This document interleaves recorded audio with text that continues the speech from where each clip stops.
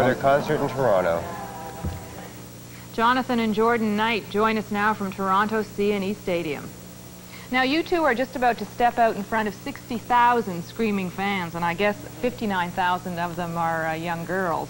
Does this make you nervous at all, or is it old hat now? No, actually, you know, we've been doing it for a while now, so we've become used to the big crowds and stuff. A lot of the time it's not the numbers, you know.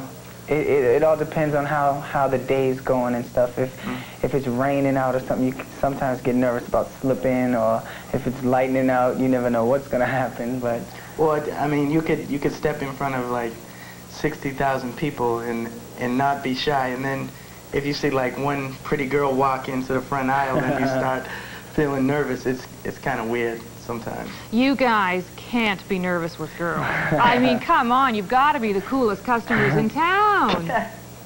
Well, sometimes. Jonathan, you guys, I mean, your fans know everything about you. They know your shoe size. What kind of lives have you got? Can you go out for a pizza without being mobbed? It all depends, you know.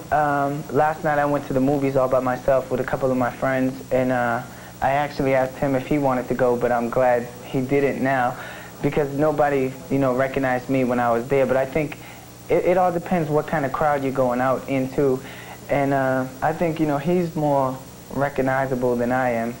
So it all depends where we are and what we're doing. But most of the time, no, we can't go out. Well, I guess that's just the downside of all this fame. Yeah.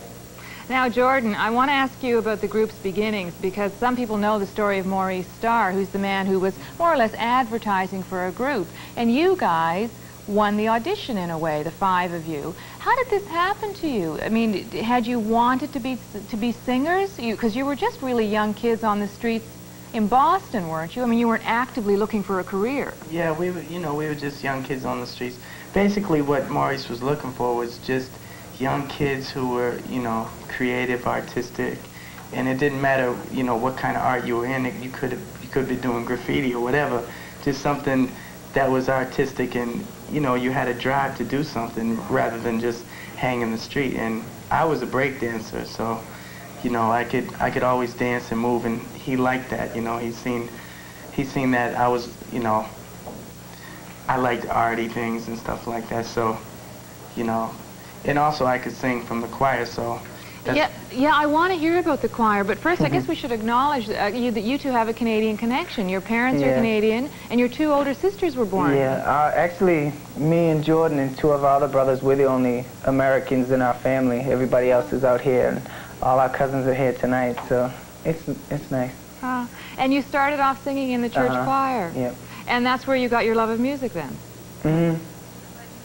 Can you talk a bit about all that's been said about you being a crossover band? You know, that you've been masterminded by this incredibly smart black man who wanted to find white kids who would sing hip, pseudo-black music.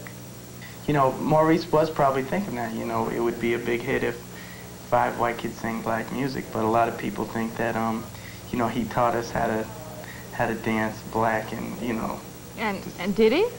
No, he didn't. no. Because you knew how to dance already. Yeah. People think, you know, that he gave us soul. But you had it already.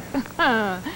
Well, I guess, though, that maybe in the times that you grew up in the city that you grew up in near Boston, maybe you're just more colorblind than a lot of other people. Right. I think that's what it is. I mean, me and John grew up in a totally mixed household.